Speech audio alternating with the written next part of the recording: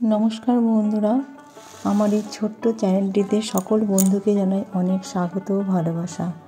আজকে আমি তৈরি করছি পালং শাক, শিম পালং শাক।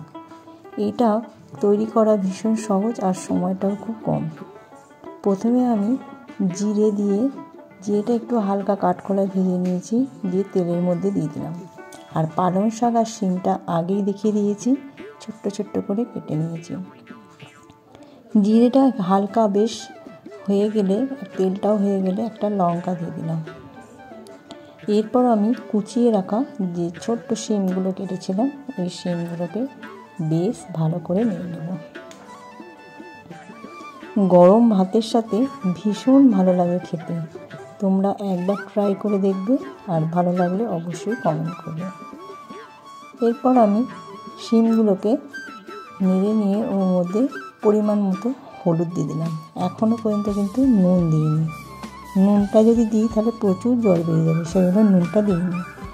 শাকগুলোও দিয়ে দিলাম। শিমটা ভাজা হয়ে গেছে বলে শাক আর শিম ভালোভাবে নেড়ে নেব। তোমাদেরকে দেখিয়ে দিচ্ছি কতটা পরিমাণে জল বেরোয়।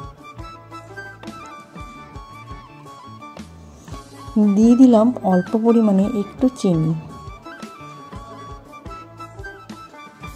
এটা অনেক জল বেরিয়েছে, প্রচুর জল বেরিয়েছে।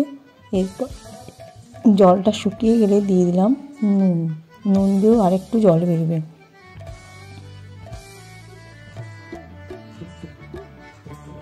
বেশ ভালো করে ভেজে নিলাম। দেখতেই পাচ্ছ জলটা পুরো শুকিয়ে গেছে। এবার আমি এটা অন্য পাত্রের মধ্যে ঢেলে নেব। তৈরি হয়ে গেল আমার এই পালং শাকের রেসিপিটি। খুব সহজে আর কম সময়ের মধ্যে তৈরি করে ফেললাম।